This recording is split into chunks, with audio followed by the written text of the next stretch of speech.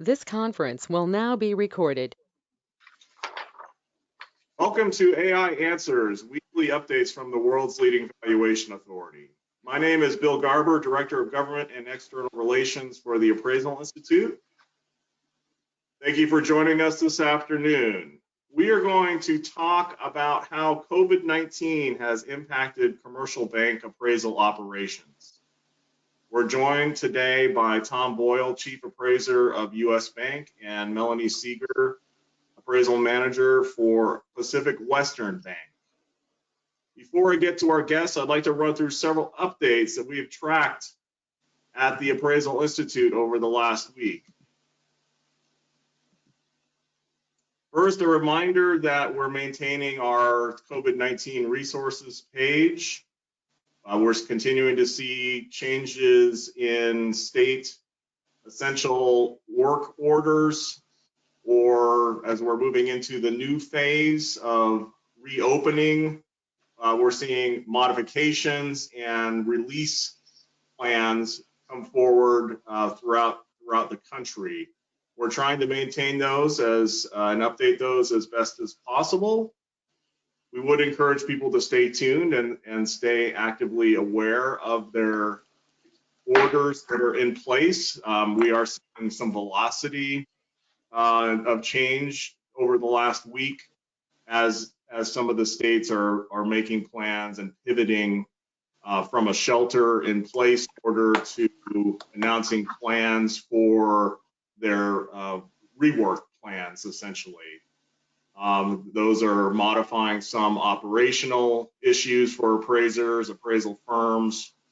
Often some of the conditions that restricted in-person operations or office operations, some of those are now being lifted or are being identified in a point in time looking forward as being lifted later this month or perhaps the June timeframe, depending on the situation on the ground. So again, we are maintaining the state-by-state orders on our COVID-19 resources page, and we would encourage you to review that information and stay up to date on your local on-the-ground situation.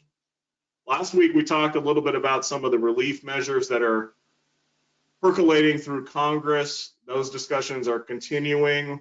I think there's a 4.0 version of relief measures that's being discussed. A initial plan was released yesterday by House Democrats, an 1,800-page bill that has a variety of measures relating to continuations of forbearance policies, rent relief, bankruptcy protections, and the like. Not included in it was a provision that we had been discussing, sort of a continuation or consistency of the appraisal inspection flexibilities across the federal landscape. House Democrats did not include that in their bill. There was some possibility that they were going to, but it did not make the House final version from the House Democrats. On the Senate side, there are some discussions taking place about tort reform or legal liability restrictions as it relates to COVID-19 as a potential condition for supporting a 4.0 relief measure.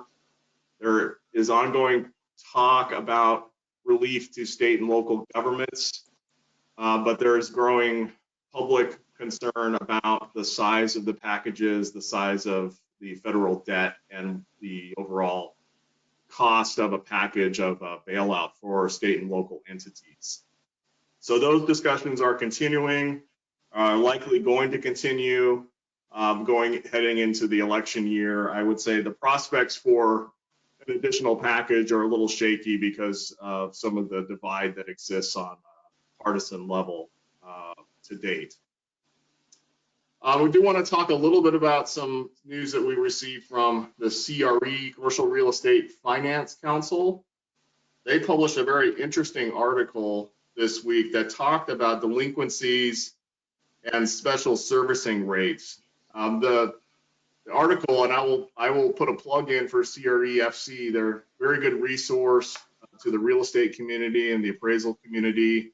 They did a webinar last week with valuation experts. There were 3 MAIs that participated on it, talking through some of the CMBS valuation issues. And related to this, they published an article that talked a little bit about some of the delinquency measures and special servicing rates. Those were in historical lows heading into COVID-19, but there's been some initial indication from the April data that the hotel and retail sectors in particular are set to rise. The one key indicator is the percentage of loans within or beyond the monthly grace period in April compared to the prior month. And there's a grace period of 30 days, essentially, where they're short of being delinquent. The number or percentage of loans in hotel rose from 1.5% to more than 20% in the grace period, and on the retail side, it rose from 1.7 to 10.7%. Historically, they're at 2% of loans, so this is a pretty significant spike. As far as the grace period is concerned, on the special servicing side, similar movements are occurring. According to an April 24 report by Moody's, since March 1, 173 CMBS 2.0 loans, which include conduit and SASB loans, with a total of 10.1 billion have transferred to special servicing. That's up 75% from the aggregate outstanding balance through February 2020. That's a key indicator, I think, moving forward as it relates to the overall economic conditions, the climate within the CMBS market, and all of that has direct bearing on appraisal activity. Some of these cases, specifically special servicing, do require or trigger certain valuation events. So again, take a look at CREFC, Commercial Real Estate Finance Council's webpage. Their recent newsletter talks about these most recent developments from April CMBS data. And next week we have 2 MAIs from Cushman and Wakefield who are going to join us. We're going to talk about issues of impairment, accounting issues relating to impairment. And also we have guests from the appraisal subcommittee. Jim Park and Denise Graves are going to walk through some of the appraisal licensing and education flexibilities that the appraisal subcommittee is working on with the state appraiser regulatory agencies. So with that set of updates, let's go ahead and jump into our conversation with Tom Boyle and Melanie Seeger. Thank you both for joining me this afternoon. I appreciate your time. Thank you. So I guess let's just start generally. How have bank appraisal processes changed or adjusted since the COVID-19 outbreak? Well, there are obviously less loans, new loans, because there are not many purchases, sales right now. So definitely the new loan appraisal orders have gone down. And we have a few loan workout appraisal orders where maybe maturity is imminent, or we know for a fact that the owner is suffering or the cash flow is suffering. That could be something like retail or hotel. So we definitely want to know there how our LTV looks. So that's why they order appraisals. I've definitely seen a slight uptick there, but not too many. If we don't have to order appraisals right now, we don't, because I'm hearing from internal people that they want to wait how things shake out, as they say, because you have to make quite a few assumptions right now. But definitely appraisers, we had kickoff calls with appraisers and they've been very, very helpful in, you know, kind of analyzing the landscape, what is important right now. For example, in shopping centers, the occupancy cost becomes more important than ever here. You know, what will happen going forward to restaurants, etc. How much can they even afford to pay, etc. Tom, I let you chime in too. So, Bill, let me start off with the obligatory. These are my personal views, may not necessarily represent those of U.S. Bank, but I would say that our processes have changed in two ways. One is we recognize that appraisers are maybe like the three of us, where we're all working from home, and appraisers may not be able to inspect properties at all. They may be able to go to the property, but not go inside the property. And so one change we've made is to be more welcoming to alternative inspection options. USPAP doesn't require that the appraiser inspect the property, so we're more accommodating in terms of other inspection methods or other methods of getting information about the property. Secondly, as there's a lot of uncertainty in the CRE markets, the volume of transactions has dried up or ceased.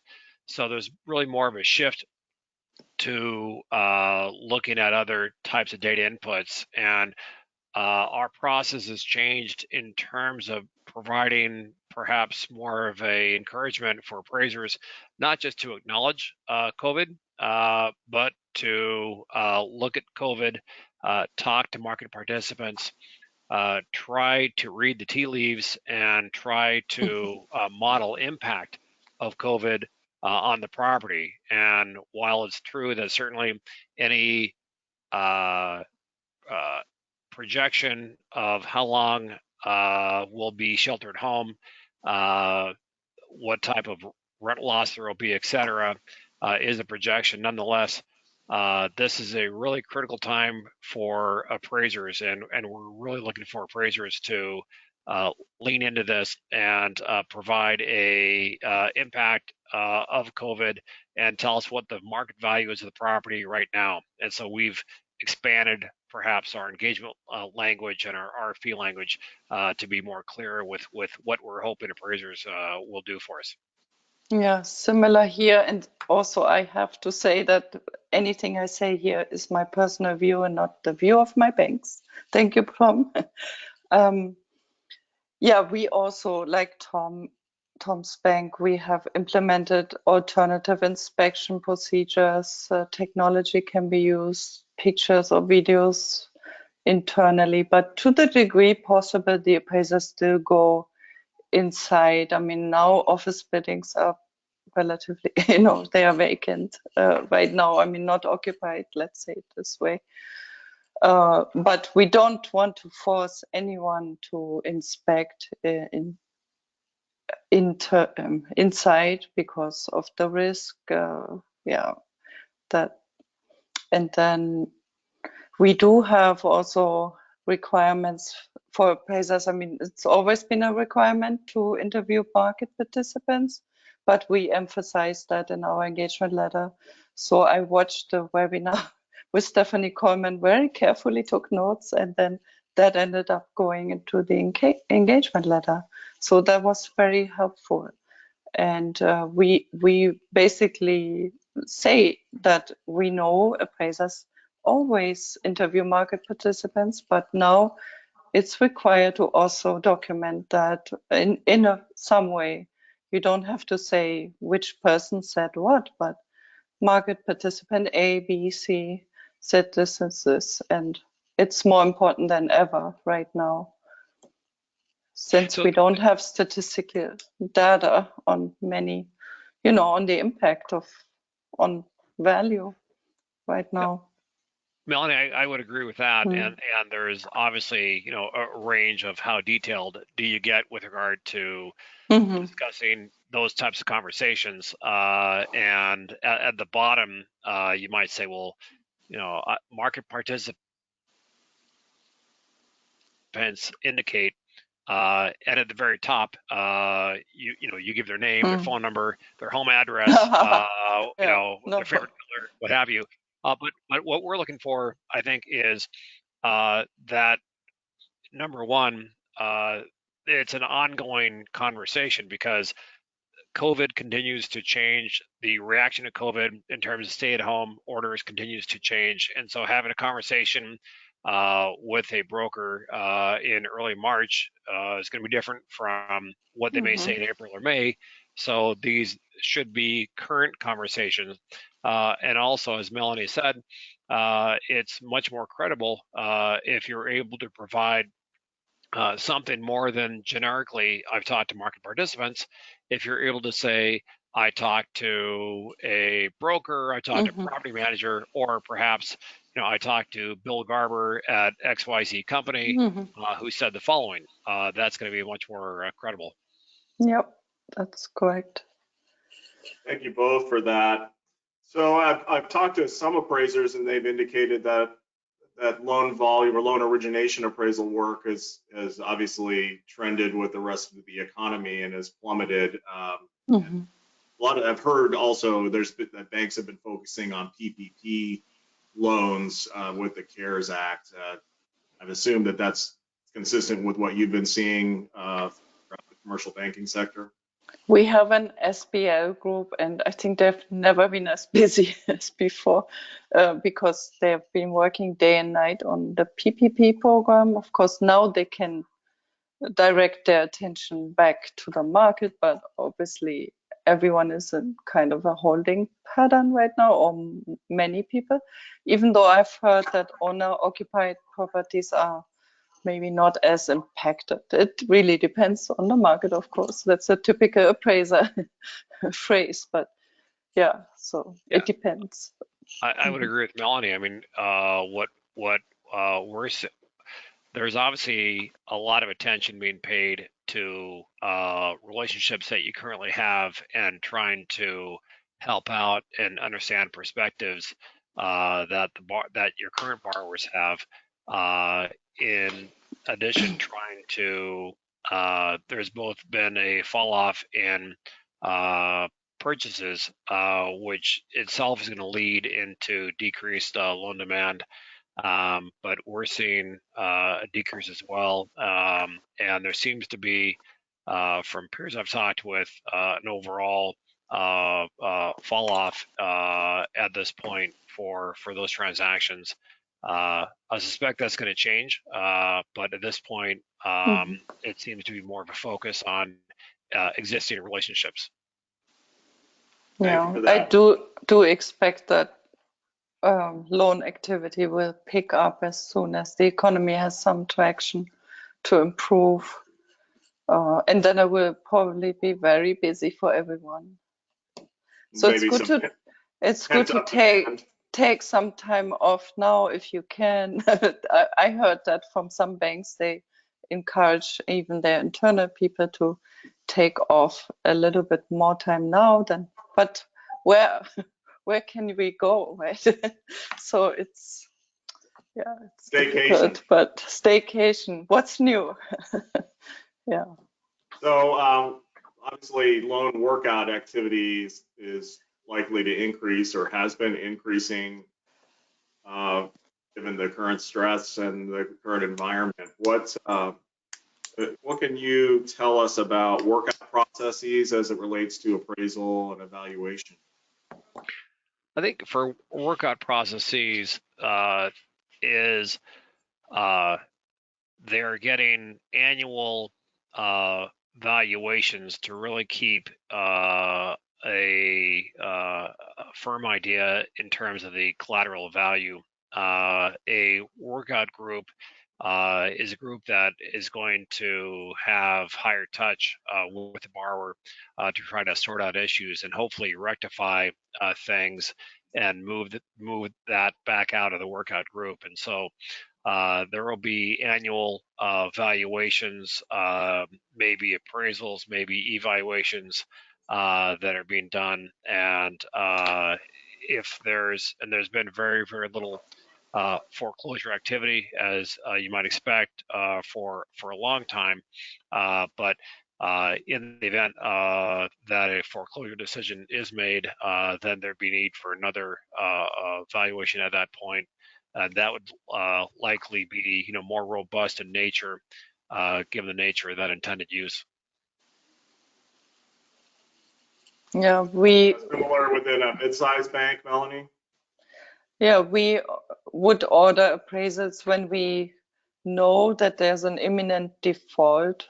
That would, as an example, I don't say that's at my bank, but maybe a shopping center where we know the cash flow has been hammered and maybe they don't pay their full mortgage, and we know maybe the loan is coming up for refinance. Normally they would refinance us out, but we also know they probably can't do so because right now the value will be impacted, and maybe lenders shy away from making a new loan on shopping centers right now. This is just an example. Or hotel, those that are impacted the most.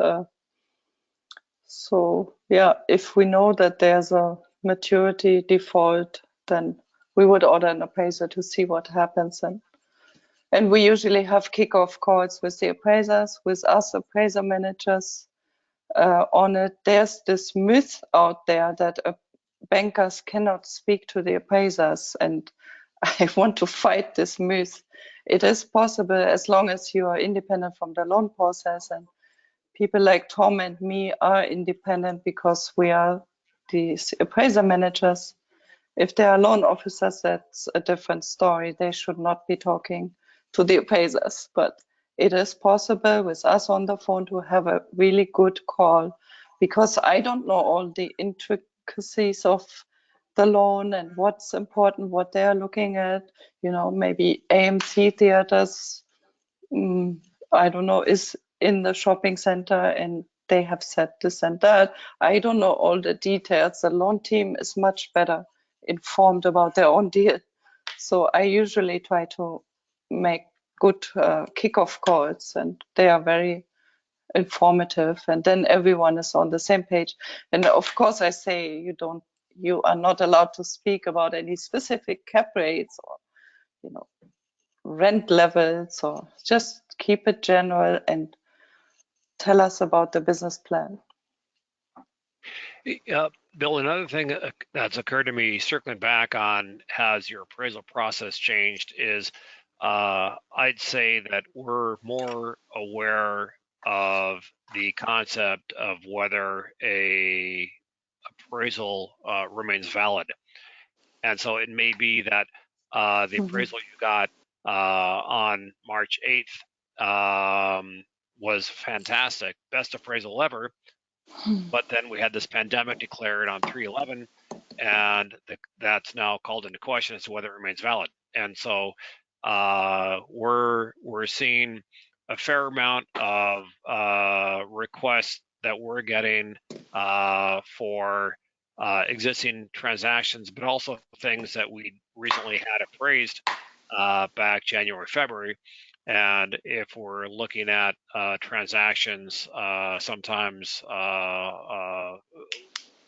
banks will join in on larger transactions, multiple properties, that sort of thing. We're now taking a fresh look at that appraisal, say from fall of 2019, and asking whether that's still valid or not. And so I think that's another source of demand for appraisal services is on these transactions, because ultimately, Melanie and I are trying to provide to our banks a credible opinion of value for the bank to make a decision with. And as things continue to evolve with COVID, or maybe the reaction to COVID, there's going to be ongoing needs for these credible opinions, and that's going to create continued demand for services, because the whole the whole process depends upon having ideas to collateral value. So appraisers are just an absolute linchpin in that process, and while always important, are hugely influential at this time.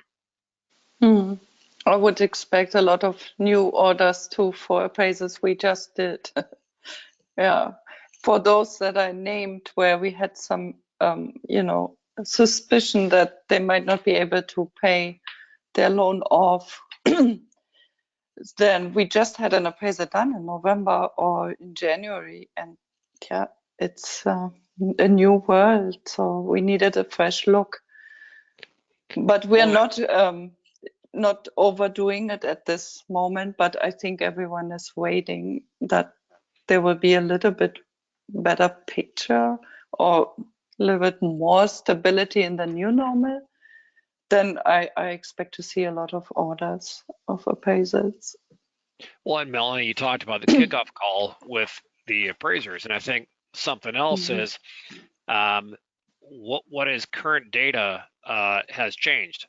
And so if you're valuing a property and maybe you got full year 2019 income expense information, that's great, but I really need to know what happened last month.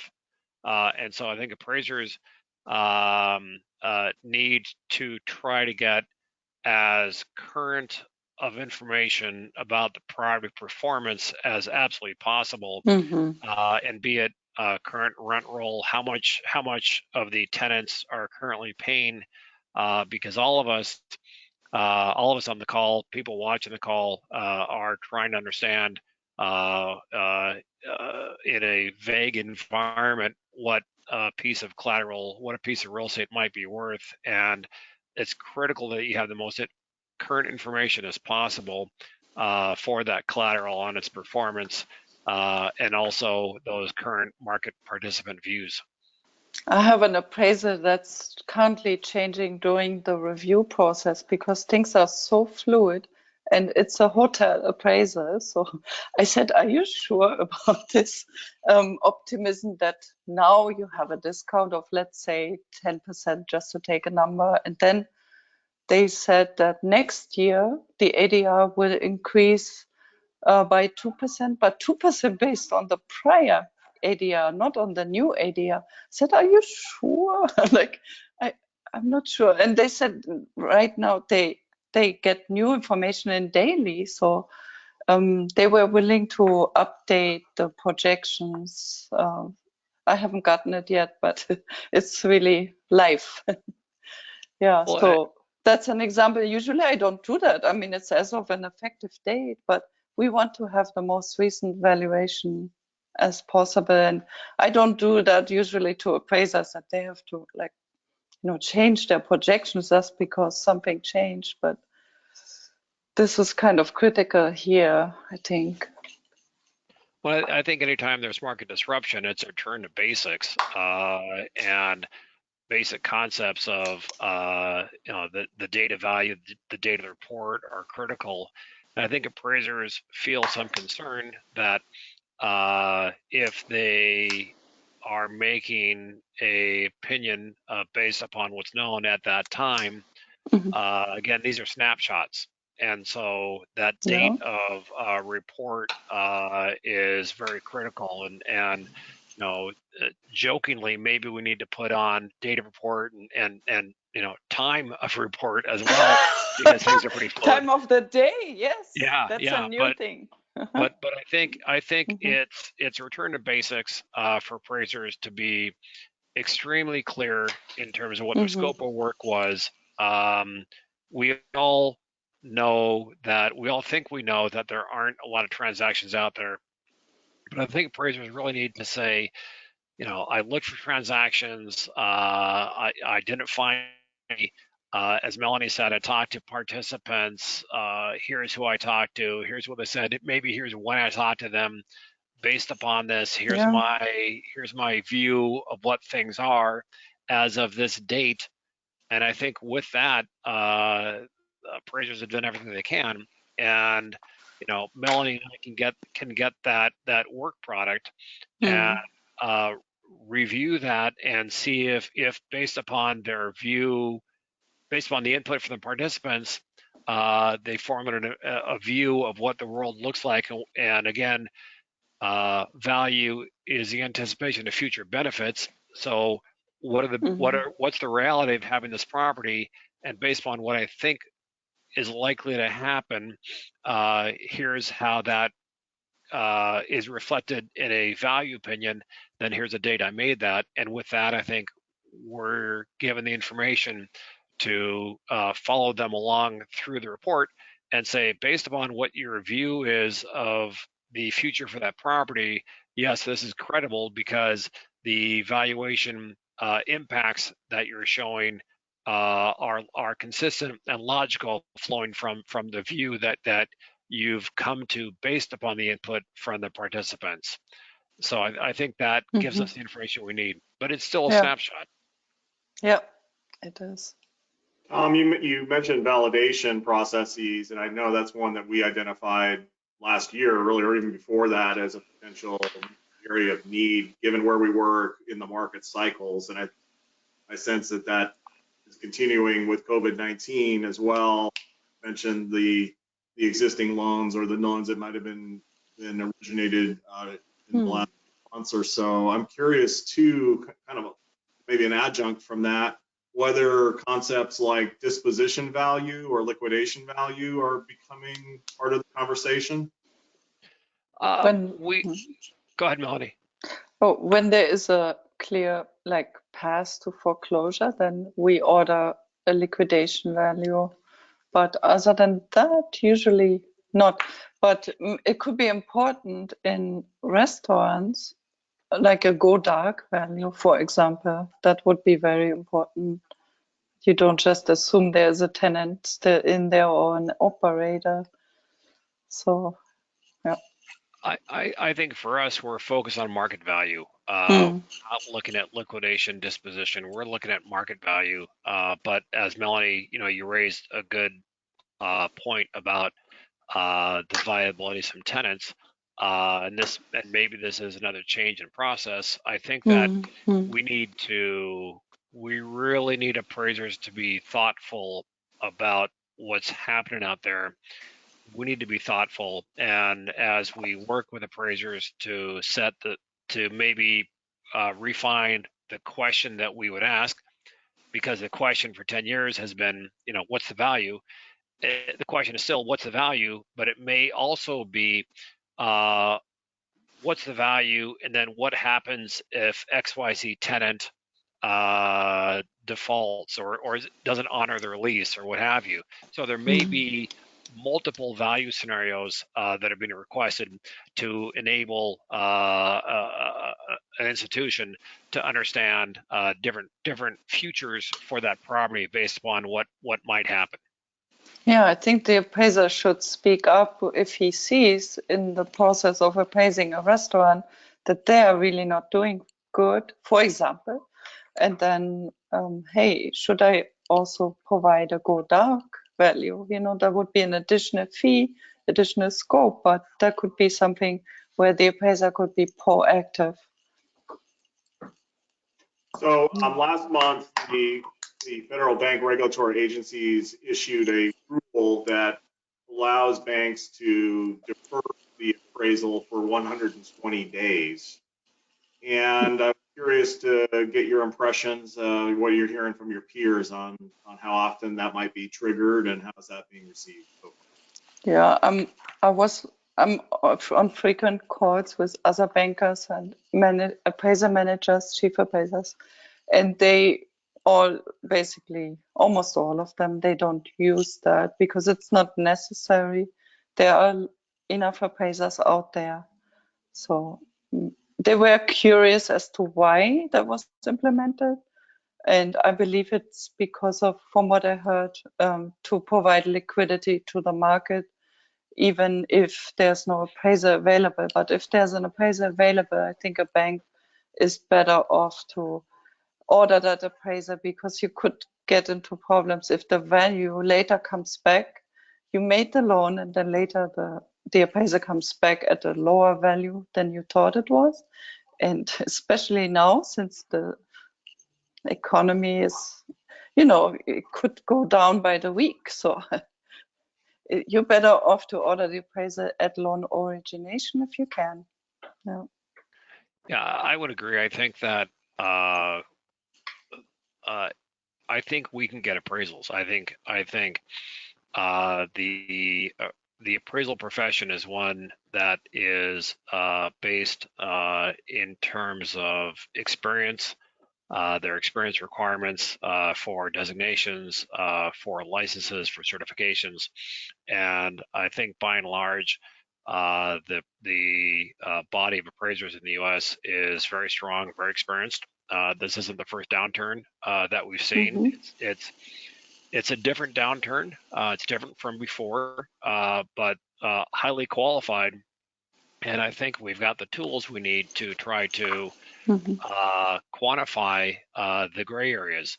And the interim rule directed institutions to make best efforts to get evaluation. Well, I think our best efforts right now would be an appraisal. And I think it'd be better to have an appraisal now than to delay for 120 days on the hopes that there is less uncertainty in the environment, but possibly have a more challenging conversation because your best effort thought the value would be X, and when you actually had the appraiser come in and provide their opinion, it became Y. So I think better to have the appraisal right now. And as Melanie said, contacts that I have a similar view of this opportunity, shall we say, is not really being exercised by institutions I'm aware of. Yeah, thank you for that. You mentioned up front about some of the work engagements, engagement requests that you're giving some flexibility to inspection processes. How do you see technology in the inspection process or in data gathering, analysis? How do you see technology potentially entering the space or becoming more relevant as we move through the process? Do you see use of technology as a disruptor, or is it an enhancement? And then how does it relate, like internally within your banks? Are you using them more, in remote work situations as well? I think nothing replaces the inspection by the appraiser.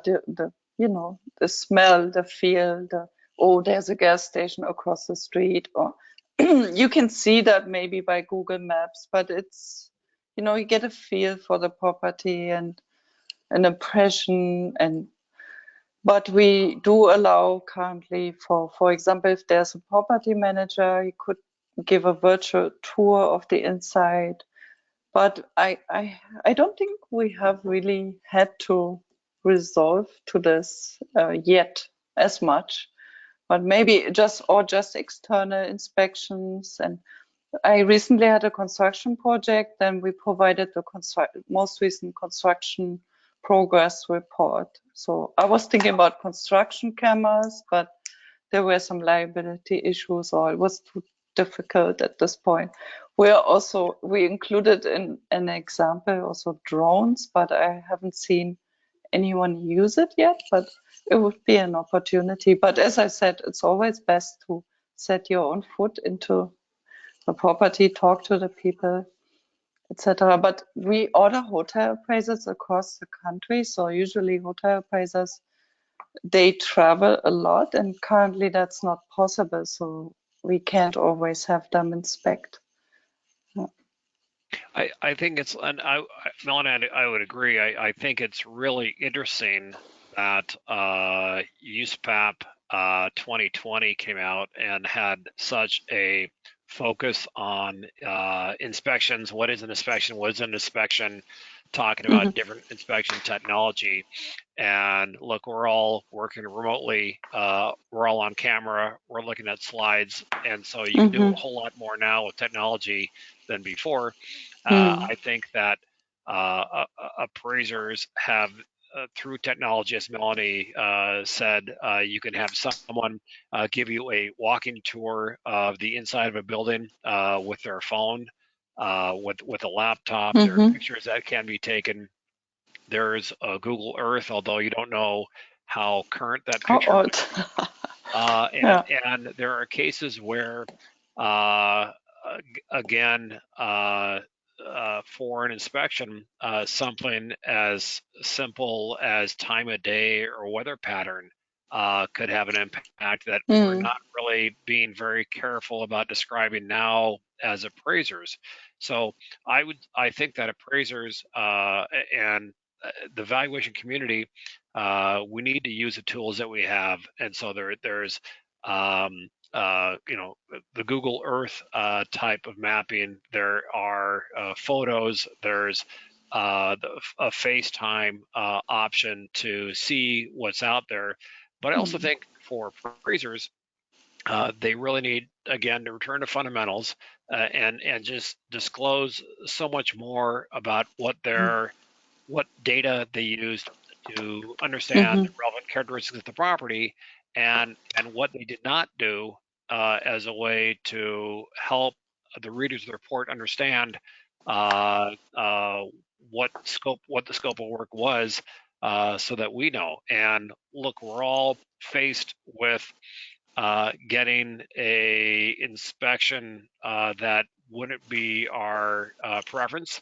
But I think everyone's doing the best they can in this limited window, and there Mm. will be times where you can do more inspections coming up again in the future.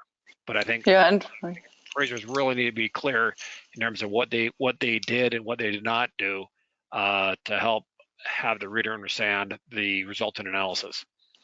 yeah, and that goes back to the credibility. So if they are not able to provide a credible report without an inspection, personal inspection, then we encourage them to inform us. Maybe we hold up the appraiser, but that hasn't happened as yet.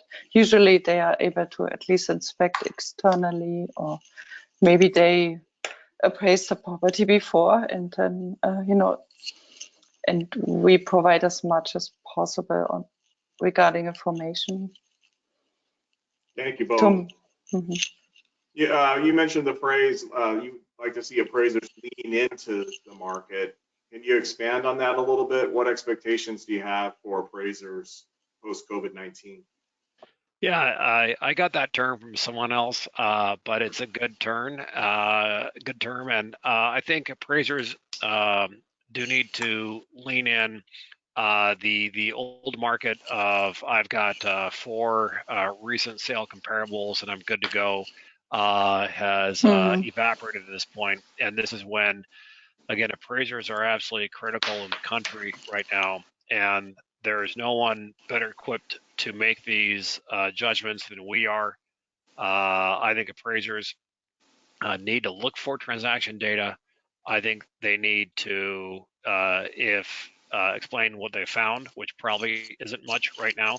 I think they need to be very clear about what information they have about the subject property, be it its performance and how current is that information, be it the inspection and what that was and what that wasn't, and then Mhm. discussions with participants when those took place, who they talked to, and then from that, I think we all get that you're not going to talk to four people and they're all going to say the same thing. And I think a credible approach is to acknowledge that there isn't uniformity in outlook, but to say, based on the input received, here is, in my opinion, here is what I think based on what I've heard uh, uh, would be a forecasted outcome for this property. And I think it's not only talking to market participants, but I think Bill, attending things like this that AI is putting together, and AI has had some great presentations that have gone on. Mhm. There have been a lot of other webinars and presentations that hopefully people are plugged into to understand what the current thought is right now. So I think it is a time for appraisers to be clear about what data they have been able to get and explain how that's shaped their valuation. So we're looking for appraisers to lean in, to be engaged, and to explain how they formed their view of the property, and then how that translated into a valuation analysis. I saw some good data about the percentage of people walking away from deals, even though they had hard deposits. In some cases, 5%, even if it was millions, they rather walked away from it. So that's a good data point. I've seen that in one small appraiser being used, where we had a deal that was, let's say 1 million was the sale price before, but the value came in at, say, 950,000. I'm just using an example here, because they had data on people walking away from deals, even though they had a hard deposit of 5%. So things like that, they should plug themselves more into the maybe CMBS data, Moody's, sources like that. I was on a call. I don't know how I got in there, but with like owners of shopping centers and things like that. It was really interesting. I mean, that's amazing to hear their strategies, and that gives you an idea. Yeah. And I think they're, was it an investor call? Okay. Yeah, so if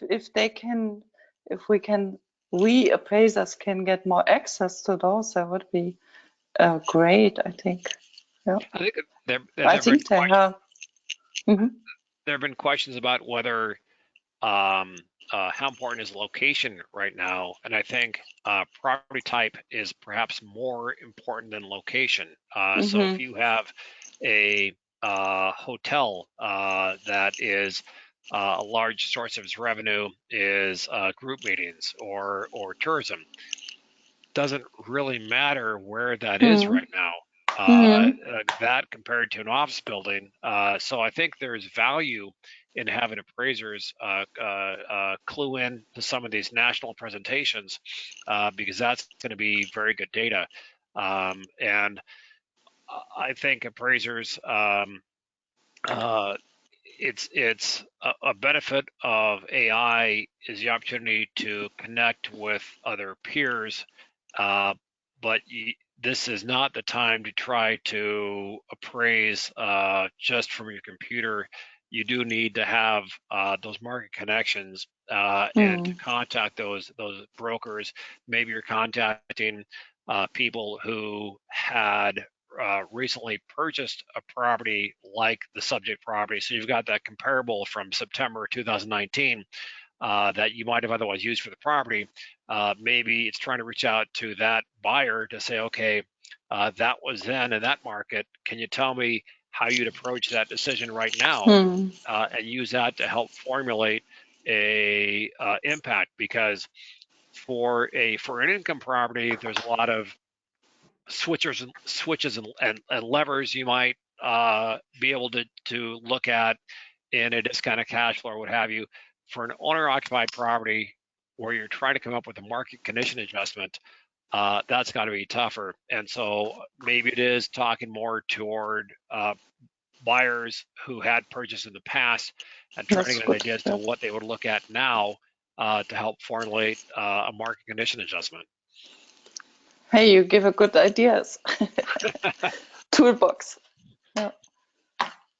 Yes, Steve, that's why we asked them to join us today. Appreciate both. Kind of like taking all of that in and gathering it all together.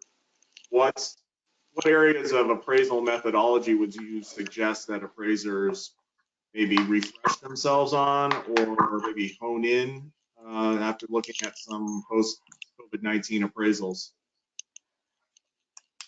I definitely see some weakness in land valuation. Some appraisers do it based on, I mean, this is now for construction deals, which are maybe not currently being made, but I have a lot of construction deals in my portfolio.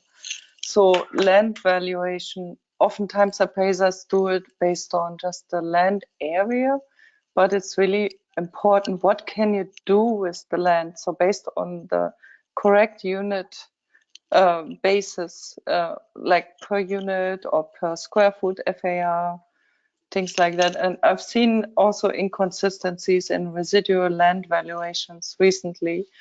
So, and the Appraisal Institute could maybe give a little more guidance there, but maybe have a webinar with developers or something. How do they look at that? That would be, for me, would be interesting. Tom, what do you think? I think we have to go back to that first concept we learned. The first one we forget, which is concept of change. The data that's out there that would normally be recent is not of much use right now. I think there's a lot of aspects that we need to think about, be it effective rent versus coupon rent, operating expenses. I think you need to have a fresh look at those, how you're going to forecast revenue. Discounted cash flows are a very effective tool for being able to lay out your vision of what might happen to the property for the next 5-10 years. I think, and again, that helps more if you have a income type of property with tenants in it. If you don't, then looking back at how you come up with adjustments for market conditions. So I think if you can, it's time for us to get back to basics, take a fresh look at valuation inputs, income expenses, vacancy, and from techniques. Maybe you're doing a DCF, maybe you're doing a market condition adjustment, or maybe you're looking at a stabilized value of the property in the future when this is all over, and then determining what deductions, what it's going to take to get there. Then that comes off that stabilized value to get to a value as of today. So I think it's techniques that we already have. I think maybe it's remembering them and using them in a different way.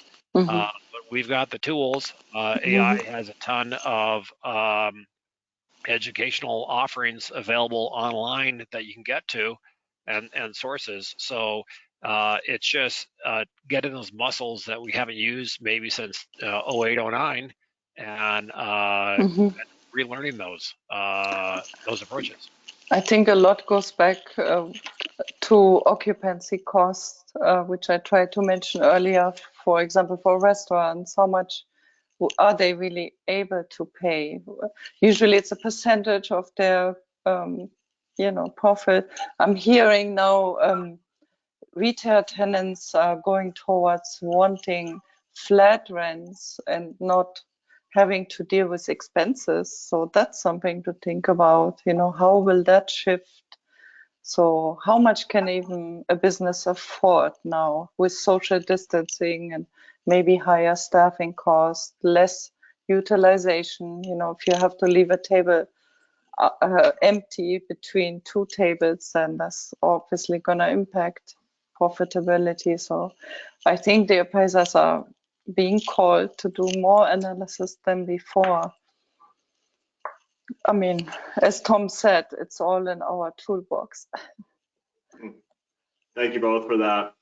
So as we wind this to a close, what are your expectations for lender appraisal operations for the remainder of 2020? I think we're going to be busy. I think it's staycation now, paint the back bedroom, go to the living room and hang out. But I think we're going to be busy. I think this is the calm before the storm. I think that there are there's going to be more transactions. There's going to be the ability to get out of the house, go and inspect property. Obviously, once we have a vaccine, things will clear up pretty quickly. But from a volume perspective, I think it if it's lower now, I think it's going to pick up second half of the year. I think so too. Yeah, as soon as everyone goes back to some kind of normalcy, restaurants open, etc., stores open, then there will be more activity and more loans. So yeah, embrace yourselves, I guess, for the storm, the calm before the storm. So it's time to get all the processes in order at our banks. We are looking at some, engagement letter improvements and things like that to use the time effectively. Thank you both for joining us today. Appreciate your time and your expertise. Thanks to all of our participants and listeners for joining AI Answers weekly updates from the world's leading valuation authority. A thanks to Tom Boyle, MAI appraiser at US Bank, and Melanie Seeger, MAI AIGRS, Senior Vice President and Appraisal Manager at Pacific Western Bank. You both be safe. Thank you. You too, Bill and Tom. Thanks, Bill. Thanks, Melanie. Thanks, everyone, for listening. All right, take care.